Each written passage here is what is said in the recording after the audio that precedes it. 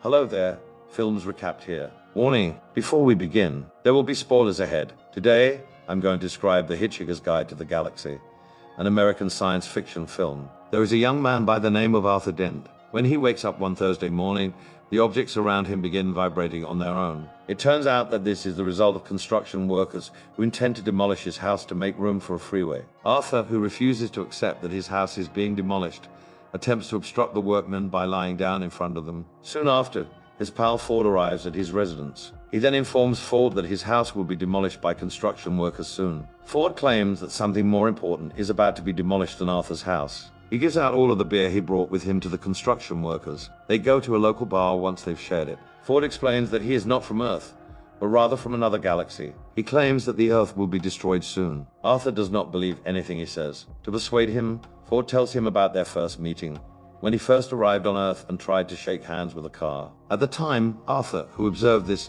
instantly rescued him and stated that the car was not a robot with which he might become familiar. As a result, he is grateful to Arthur for saving him. He wishes to return his compassion by removing Arthur from the world, as the Earth is no longer secure. Later, Arthur discusses Trillian, his sweetheart. They happened to meet at a party and began to develop feelings for each other. Until one day, a man named Zarford appears at the party and claims to be from another planet. Ford begs Arthur to leave the bar since time is running short. When they return to Arthur's house, they discover that it is currently being demolished. Soon after, a massive odd spaceship emerges above them. Panic spreads throughout the world as a result of these aliens' deeds. When the spaceship hits the atmosphere, Ford rushes to Arthur's aid by concealing in one of the spaceships. The starship, as predicted, can easily destroy the Earth. Inside, Ford informs Arthur that they have arrived on one of the Vogon's vessels. One of the oddest alien races is the Vogon. They are not malicious, but they are easily agitated and enjoy interfering in business. If they are directed to do so by their superiors,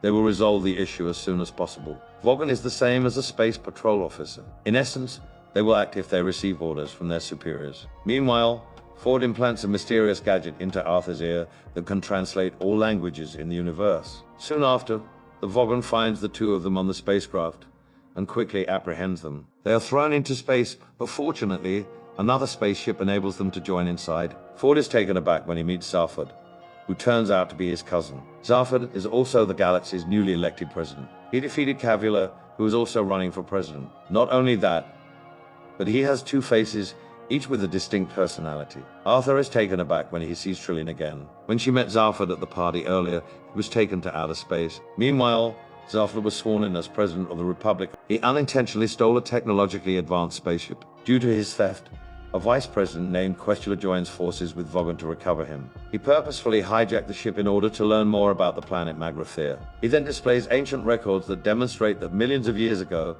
there existed a race that questioned and disputed life and the entire universe. There was also a supercomputer known as Deep Thought that could answer all of their questions. There were two kids who appeared to be the leader of Magrathea who came to view it. They wanted to know about the life of the cosmos, but they were informed they would have to wait 7.5 million years. To cut a long story short, 7.5 million years have passed, and these two kids have returned to confront Deep Thought. Magrathea was teeming with people during that period. Residents are also enthusiastic about the event, because the two kids had previously asked for a basic answer.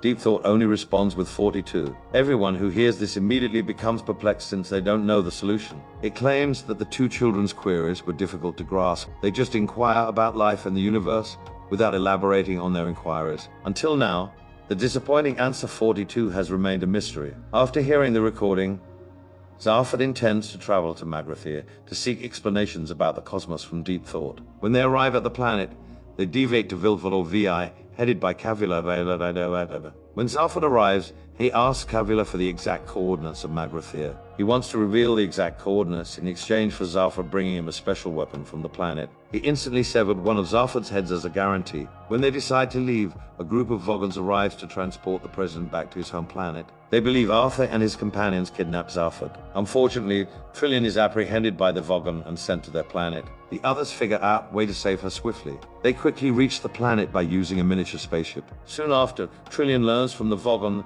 that the Earth has been destroyed on orders from the president, none other than Zarford himself. She did not anticipate Zarford's determination to destroy the Earth. She will be drowned alive after being suspected of snatching the presidency. They, on the other hand, direct a robot named Marvin to return to the spaceship while the others save Trillian. On the president's directions, they proceed to enter and prepare a release form for someone named Trillian. The Vogon promptly releases her with the form given. Trillian and her pals are wonderful people.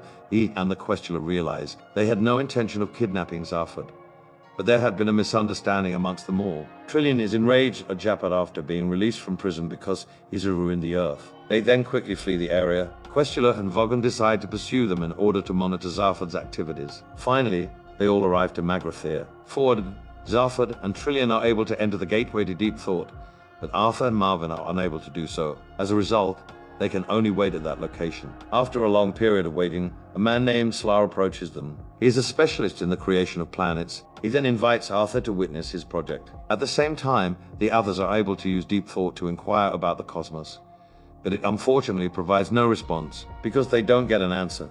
They simply look for the weapon Kavula previously ordered. It is a weapon that has been specifically developed to cause the person who is shot to speak or feel something painful. Trillian fires the rifle towards Zafod on purpose, as they get the weapon to find out why he destroyed the Earth. It turns out that the Earth's destruction was caused by a misunderstanding between himself and Vogon. He assures them that they need not be concerned because a second version of Earth is being prepared and will be ready shortly. Then they teleport to another location. Returning to Arthur and Slar, they are taking the train to inspect Slar's proposal. He reveals that he is creating a second version of Earth, which will be completed soon. Then they take a tour of the Earth, where they watch space workers working to fill the oceans, build mountains, and do other things. Slar also constructs Arthur's new home. When he walks into his house, his friends are already there, eating. During their conversation, Questioner and the Vogons appear outside Arthur's residence and open fire. The party instantly seeks refuge in a caravan, but Marvin gets hit in the head. Soon after,